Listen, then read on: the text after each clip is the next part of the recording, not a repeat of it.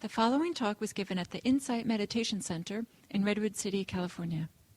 Please visit our website at audiodharma.org. Those of you who took the chance with the weather to come here.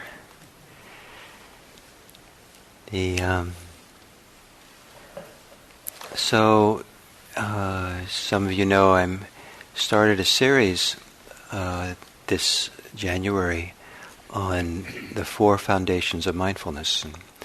And so for the Monday evenings I'm here, I'm going to go through the progressive teaching on these 4 foundations of mindfulness.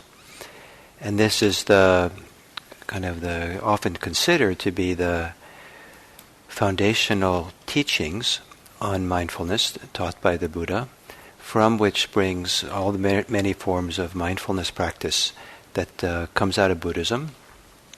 And even some of the secular mindfulness teachings that are taught now in the West, some of them will also trace themselves back to this text. And how much it actually comes from this text is, a little up for grabs. But still, the text is considered to be foundational. And that I think of the text as providing a journey with awareness to the current state that we're in, to liberation. And it offers 13 exercises in cultivating a heightened sense of awareness. And that, and so last time I was here, I talked about the first of these so-called exercises, which has to do with mindfulness of breathing. And then at the end of that section of the text, there's what's called a refrain. And it's the same paragraph that's repeated after each of those 13 mindfulness exercises. And I would like to talk first about the refrain, and then for those of you maybe who weren't here before, we'll go back a little bit and review the first exercise and then move on from there and talk about 2 more of them.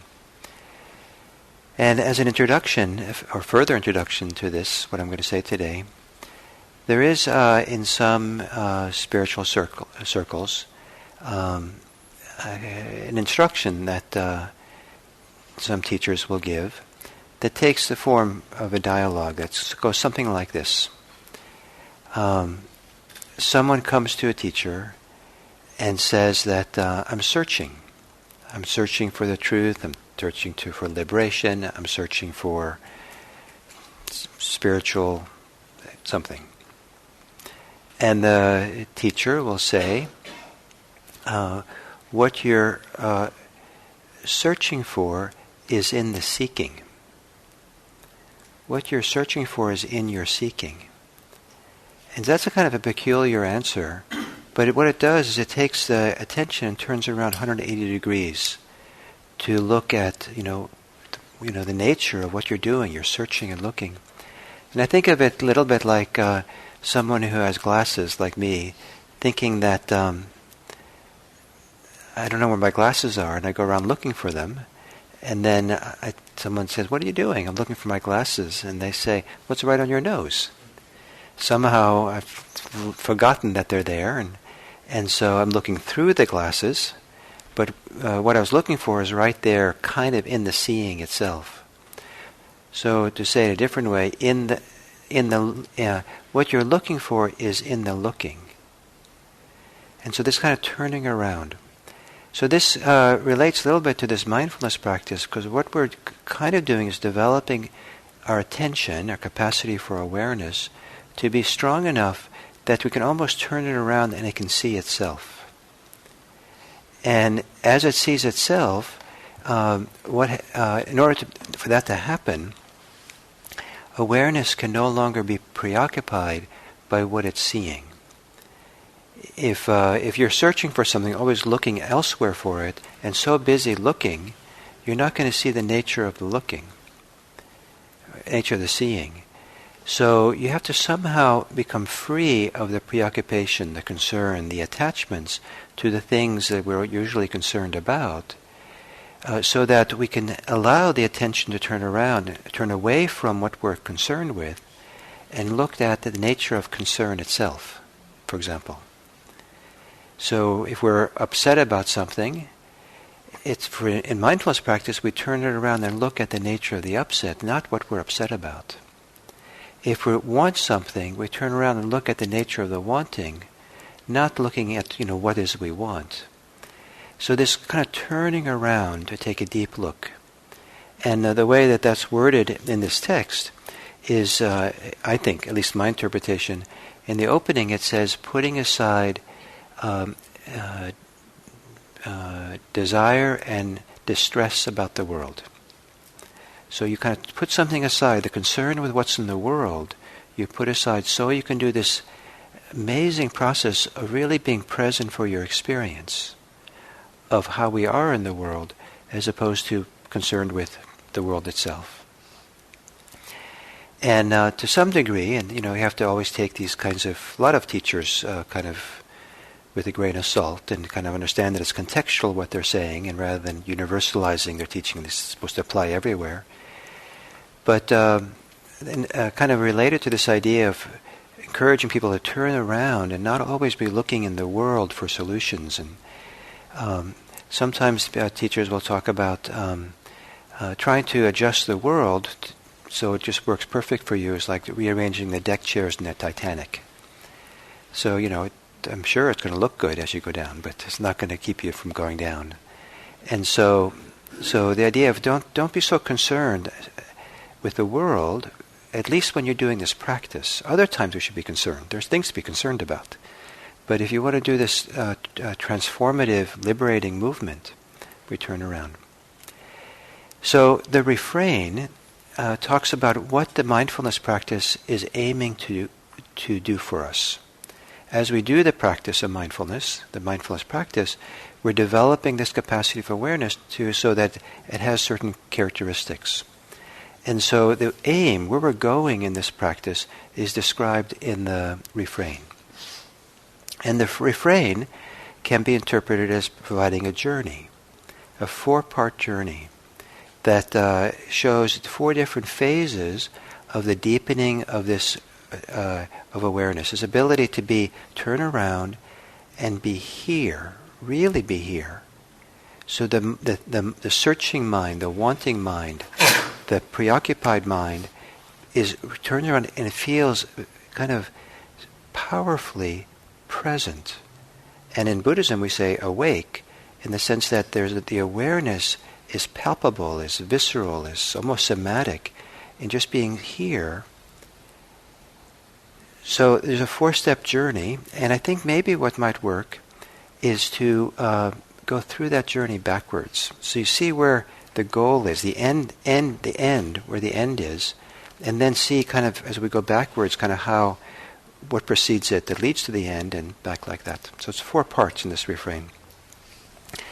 And it says, so that the end result is one abides independent, not clinging to anything in the world. Remember this thing about the world and turning around and not being caught up in the world? This is actually, as long as we're clinging, attached to things in the world, there's no freedom. And this is not a rejection of the world, but it's a bringing to the end this movement of holding, clinging, resisting, wanting, that can be so perpetual in some minds.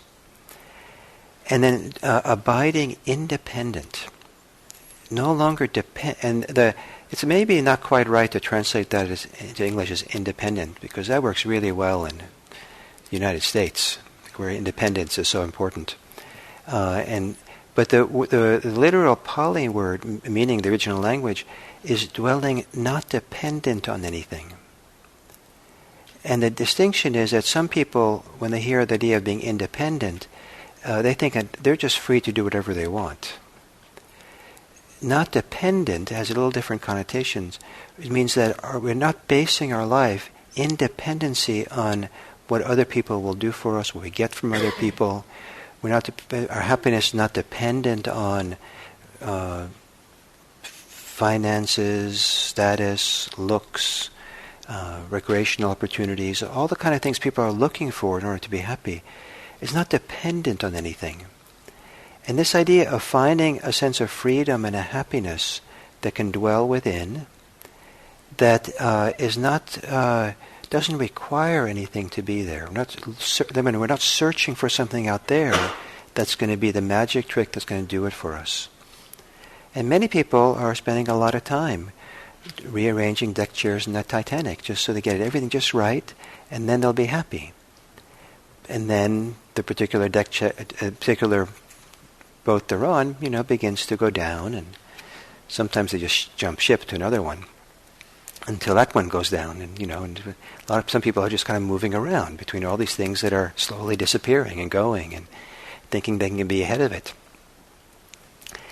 So, but to abide not dependent, to abide not requiring anything, is a powerful state to be in. And this movement in Buddhism has towards liberation to freedom, to awakening, is in fact a very powerful, significant transformation of how we live in the world and how we relate to the world.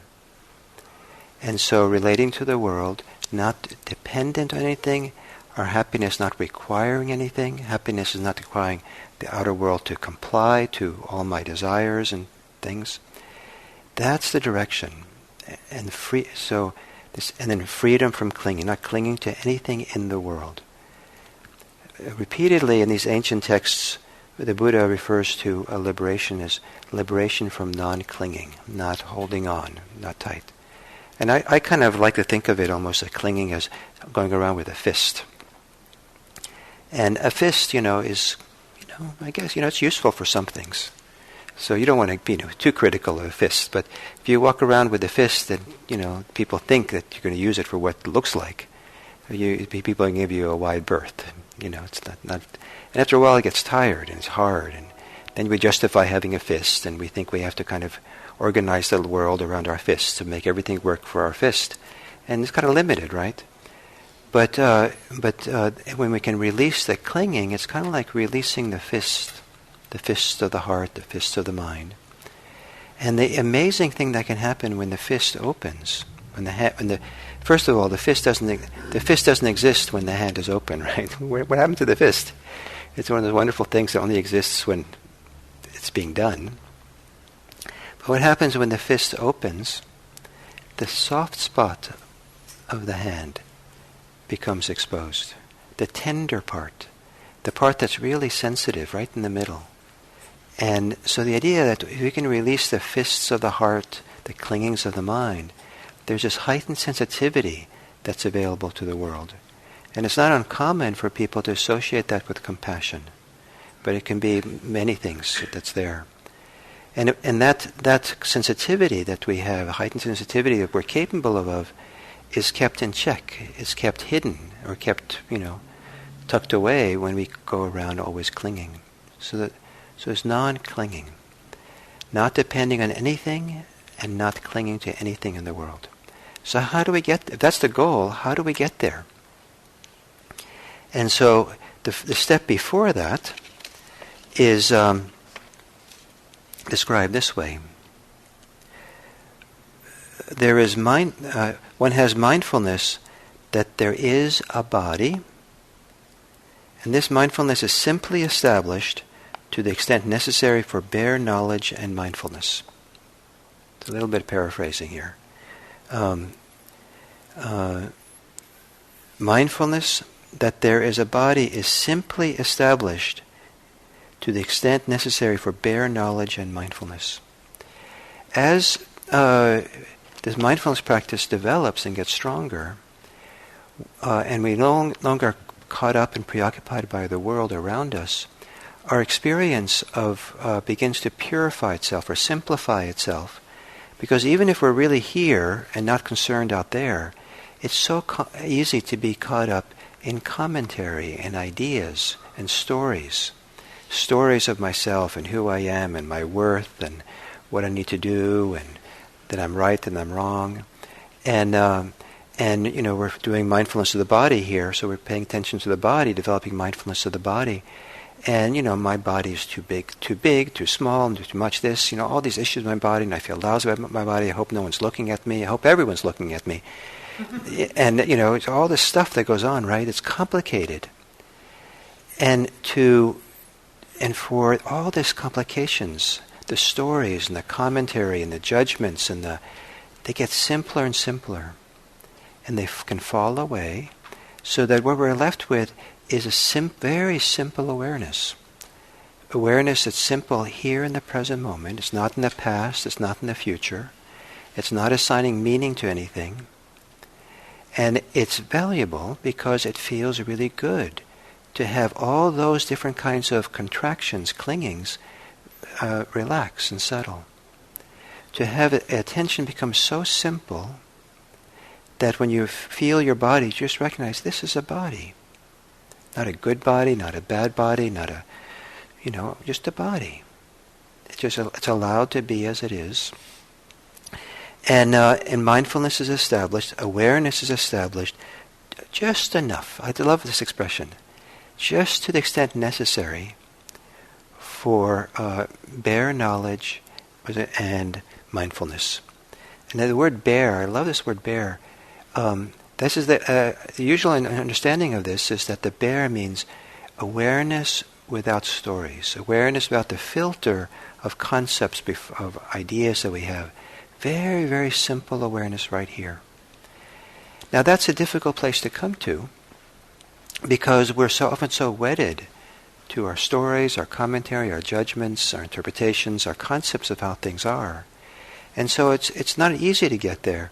But to really do this in a dedicated, deep way and develop the awareness, turning it around, let everything else kind of settle down and quiet down, and come to this place of stability and tremendous clarity where we just see things very simply as it actually is a phenomenal state, and that state is what is the precursor for being able to abide, not depending on anything and not clinging to anything. So it's the preceding step is this very simple awareness, very simple presence that is no longer for and against anything, no longer making stories. It's just there with our direct experience. And that allows something to let go. That allows us to discover this place of non-dependence. So how do we get there, to that place? And that's what's described just before that. It's a little bit more earlier or more phase or a little coarser state of mind. There's more awareness. Awareness is more active, more engaged. It sees more. And here it says, one observes in the body phenomena arising. One observes in the body phenomena passing away. One observes in the body phenomena arising and phenomena passing away. It's a very particular way in which this ancient literature talks about seeing impermanence, seeing the changing nature of phenomena. And in order to, and here what we're looking for, what we're seeing, is the general characteristics, character of all phenomena that happens in the body, all the sensations, all the feelings, all the emotions, anything that can be considered a bodily experience, is seen as something that's fleeting and transitory and constant and coming and going. That can't be seen that way when we're seeing the world through our concepts, through our ideas, through our searching for something out there, and we see it and we project onto it. And there's a tremendous amount of projection that human minds do on their experience. And part of that projection is to put a label on it, a concept on it, that this is how it is. And the nature of concepts is concepts kind of like Platonic, like Plato had these concepts. They're kind of like permanent. Plato thought concepts were permanent. And there's something about a concept that it kind of has the, the concept doesn't exist, right? It's just like, I don't know, just some idea in the mind, right? But, if I have the idea of a bell, and then I have, an idea of what a bell is, and the image of the bell doesn't necessarily change so much. It's just the bell. But when you look at your body, and we stop making these concepts and ideas and overlay on them, and really can be in the direct experience of really what's going on in the body, the visceral, the alive, the dynamic, the experience of just being embodied. It's changing and flowing. It's like you don't have to do qigong. You just kind of, you don't get the energy going. The energy is flowing and moving, and things are changing. And there's no resistance. There's no bottling up. There's no contraction, coagulation. There's no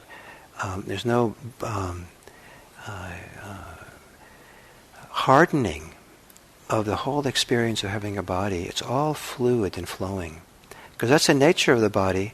If it wasn't for these concepts, which gets things kind of stuck.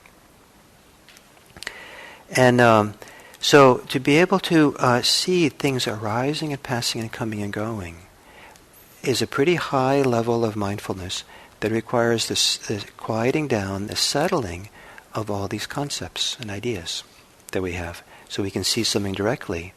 And then as we see things arise and pass, the remarkable thing that can happen there is that we realize that there's nothing here for me to be clinging to.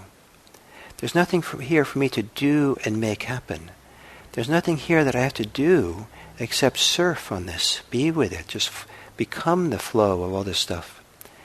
And this seeing arising and passing and learning to step back more and not cling, then moves into the phase I just talked about, where just knowledge, the simplicity of just bare knowledge and mindfulness, just there with the experience in a very simple way.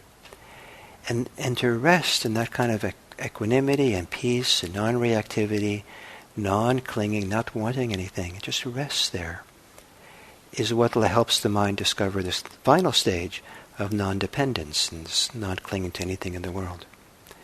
So how do we get to observe the arising and passing of phenomena? Well, that's the stage before that, in the four-part stage. And that is, here it describes, one abides contemplating the body as a body internally, and one abides contemplating the body as a body externally, or one abides contemplating body as a body both internally and externally. No one knows what this means, really. And but there's plenty of interpretations. So I'll give you a little bit of interpretation based on my experience of going through some of this process. And that is that as we settle in, we start becoming mindful and aware of our experience wherever it's occurring. Whether it comes from an external stimulus, there's a sound, or the wind blows against our cheek, or there's a smell or something, we're aware of the experience, the actual sensory experience of that as it's happening. So the external world as it impinges on our senses. And we're internally what goes on in the body, all the sensations, all the nerves that are stimulated there as different things go on. And so that we start cultivating this awareness that can sit back and observe. The language is observe, to see. And I love the idea of observing, because for me observing is associated with kind of laying against a nice tree on a nice day and just observing, watching what goes on, watching the show go by. Rather than studying or probing, it's just like just observe and watch what happens. So it's cultivating an ability to start watching everything that's happening in all the different sense doors, just learning how to be there present in a very simple way as things begin occurring, as they occur in the present moment in direct experience. So we cultivate the ability to be observing what's happening in the present moment, in the experiences of our body, sensations of our body, in the senses, and we're observing it, coming back, doing it again and again, and the mind settles down. And as it does that more and more, we see that what we're observing is just phenomena that's transitory and changing. As we observe it, it's constantly changing, something begins to relax and release and stop. We don't fight, we don't try to make anything anymore, make up anything, project anything. And then we just allow things to be just very simple. We're very present, experience just what it is. We allow things to be, but there's no overlays of stories and ideas and wanting and not wanting and trying to fix and do something. Just bare knowledge and mindfulness, just enough.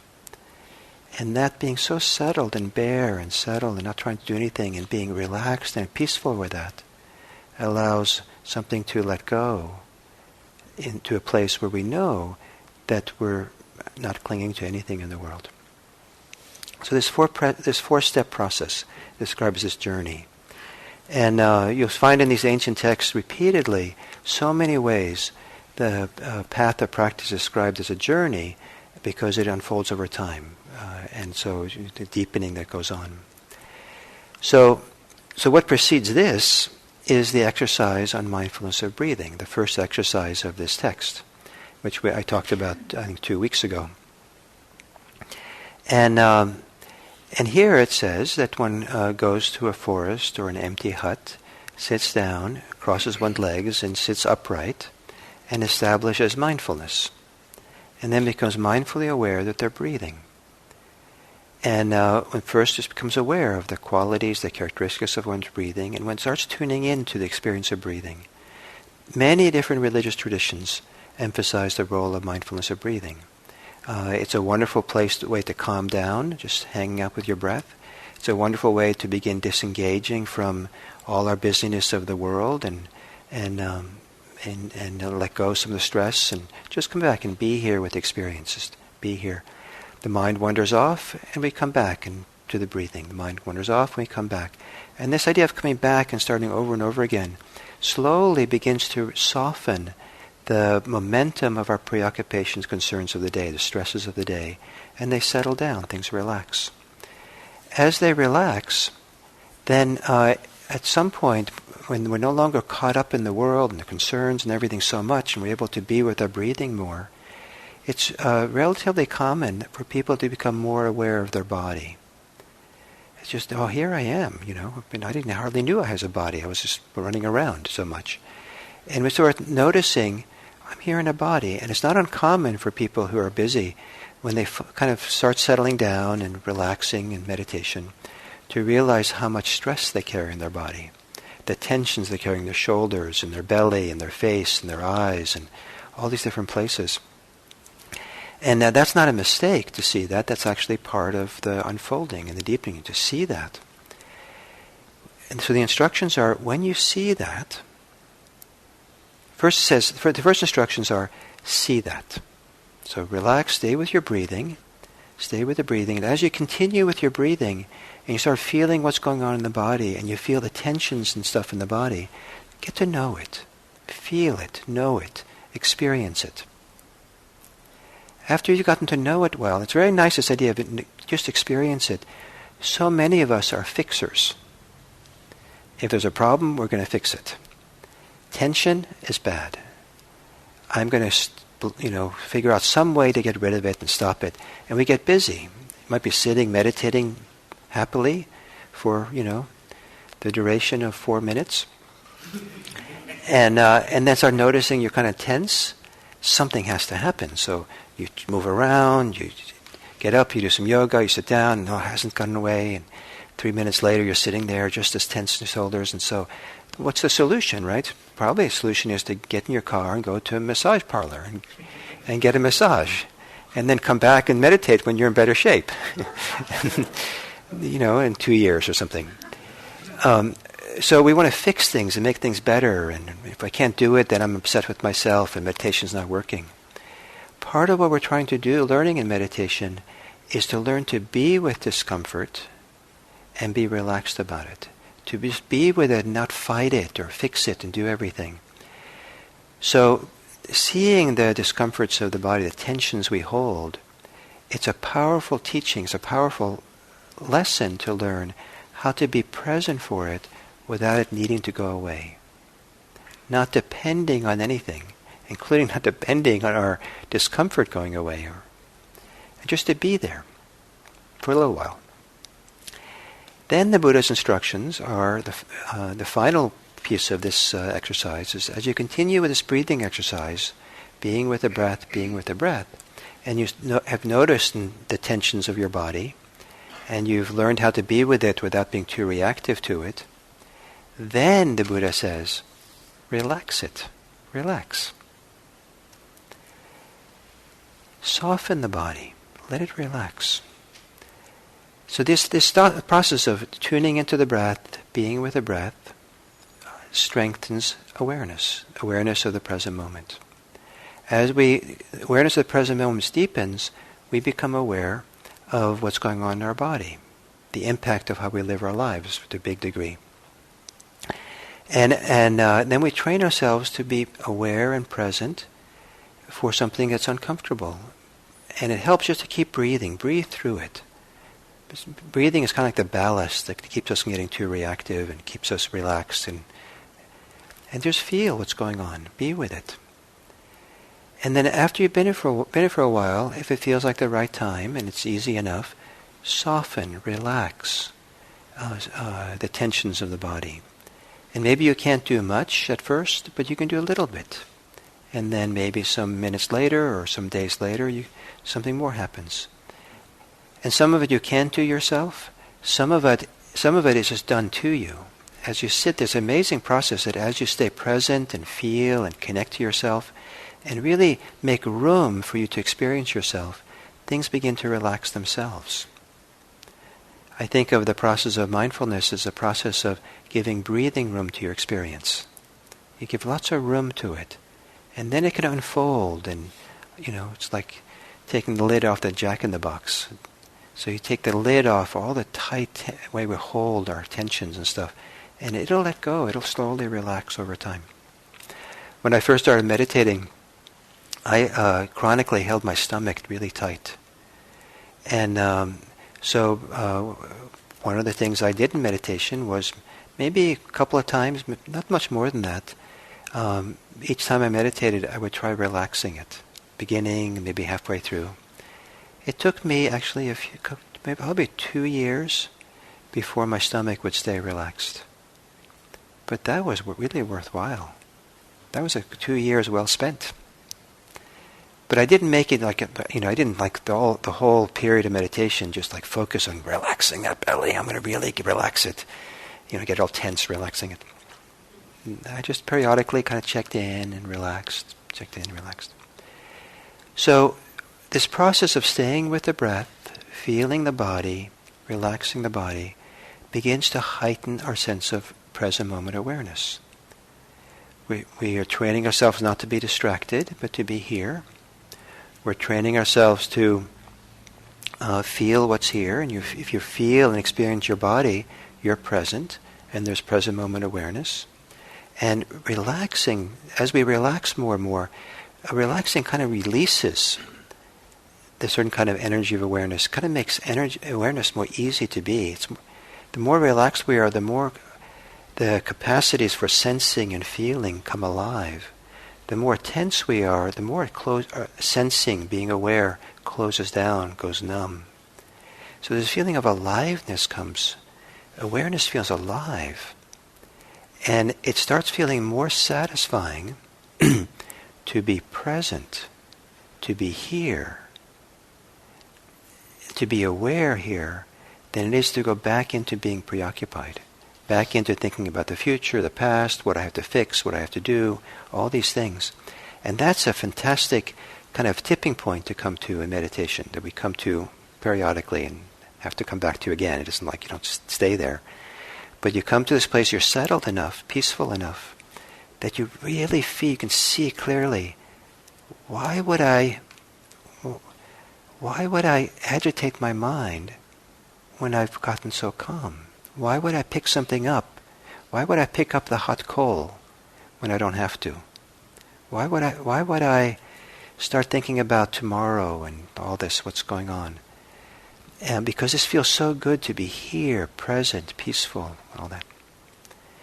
And so it feels more and more like home to be here and present. And that allows us to begin observing what's happening here. Internally, externally, all the senses and things. And as we observe that things are constantly changing, flowing and moving. And as we see that it's constantly flowing and moving, we kind of simplify our relationship to it all. Just let it be, let it be. And awareness, mindfulness, knowledge and understanding of what's happening becomes very simple, because experience becomes kind of simple. And that ability to be very simple, equanimous, peaceful about what is there, it can seem very simple-minded because so little is going on there.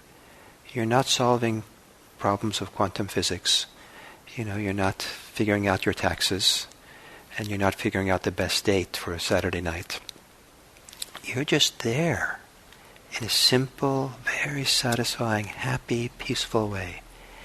And and when that can be experienced, satisfied, contented, happy, peaceful, here, then at some point the mind releases, the heart opens up, the fist opens up, and we experience what it's like to be alive, to be breathing, to be alert, to be attentive without depending on anything, not requiring anything to be any different, not clinging to anything in the world.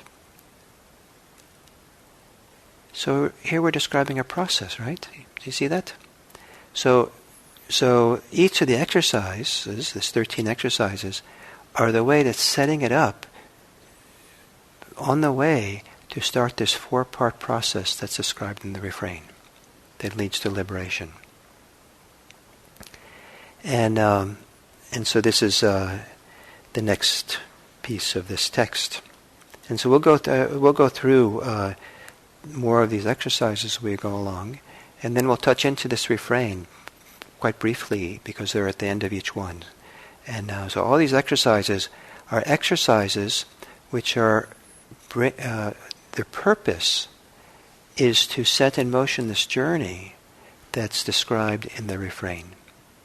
Their purpose is to heighten our awareness of the present moment experience, so that our present moment awareness can begin doing this work of unfolding in this journey to liberation. And so some of these exercises have to do with the body, and it's through the vehicle of embodied awareness that we start this process. Another exercise is about doing it through what's called feelings. We'll talk about in some weeks. Another exercise has to do with mind states. Fascinating topic. And then the last one has to do with beginning to, it's 5 exercises having to do with understanding the mental processes that operate in our minds that either lead us to bondage or lead us to freedom.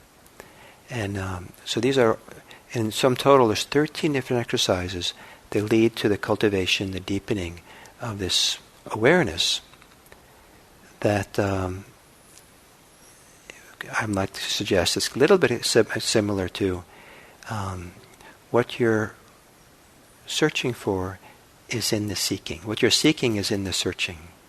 Turn around and see what's here and find your peace there, and what you're looking for is there.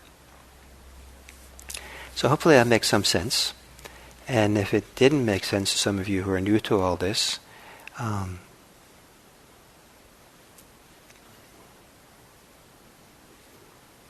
don't know. Maybe you'll have beginner's luck. And so we have 5 minutes before the 9 o'clock closing time. So maybe there's time for 1 or 2 questions about this. Anybody like to ask something or make a comment or give a testimonial about how something like this has worked for them and how they recognize it?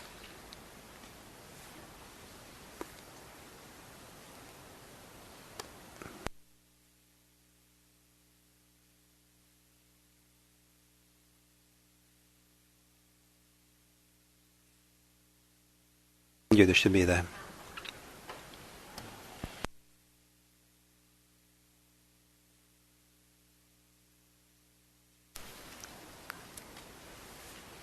Is it on? Yeah. Okay. So where I get stuck with this a little bit is in the process of trying to learn something. this makes so much sense and has given me just enormous benefit in my life for decades. But again, where I get stuck is if I'm trying to master something or learn something and I'm struggling with it, and it seems like there's some benefit in the clinging. Yes. As long as it's beneficial to cling, keep doing it. Well, it also causes some suffering, and so then at some point you have to decide what the balance is. Is it more beneficial or more harmful? And then you can then you can decide which way to go. Okay, so that striving can have benefit. Yes. At times. At times, but if you are, if a friend of yours has made you a delicious meal, they spent days making this meal for your birthday or something, and that you show up and you're wow, but you're really clinging to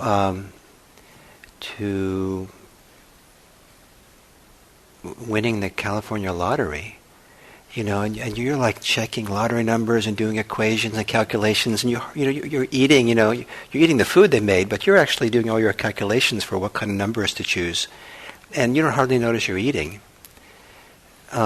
So that's the wrong time to be clinging to lottery numbers. You should let go of that and be with your friend's meal that they made.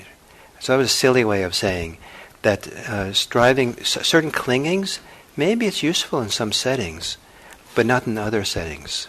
And so hopefully you know how to put them down when they're not useful. But if you think it's useful to cling and you're better off because of it, who am I to say that you shouldn't cling? Go ahead. Okay, it's probably useful and painful, and I probably need to work more with the balance. Yes, something. And so what happened? One of the benefits of mindfulness is that we start seeing the cost of the clinging more and more. Yeah. And that at some point the cost-benefit analysis doesn't come out in favor of clinging.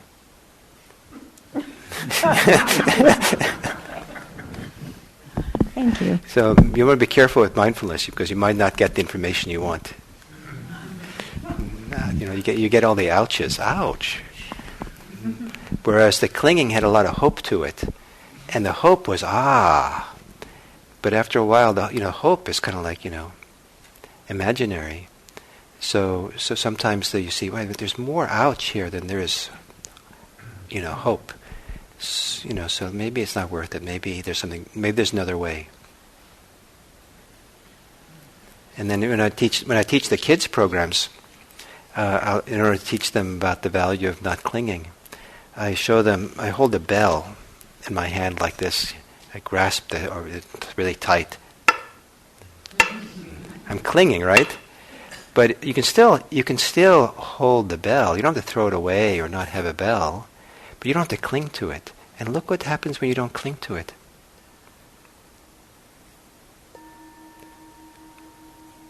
So that the thing you're clinging to, it's not necessarily a thing that's a problem. And not all things we cling to need to be abandoned. It's the clinging we drop. Thank you. So I just got that. I think partly what I'm asking about is how much it has to do with right effort. Yeah, that's a life. And you said you've been benefiting from this for a long time, right? Figuring out right effort goes on forever. You'll never get the right effort finally right, because then it'll shift. So part of it's like a surfer, right? Someone's surfing. Finally, I knew, now I know how to ride the wave. I don't have to do anything but just be still. You're constantly adjusting, right? So the right effort in meditation, in mindfulness, is constantly changing, adjusting, and after a while, it's kind of fun. Well, I hope this was useful for you. It gave you some maybe inspiration about this practice, and maybe it helps this text, which can be very dry, maybe come a little more alive, and maybe see how it's more relevant. And as we go through these different exercises, I hope that it shows you a little bit, or teaches you, or highlights for you ways that you could cultivate and develop a heightened sense of awareness, and why you might want to do that, why it would be useful for you.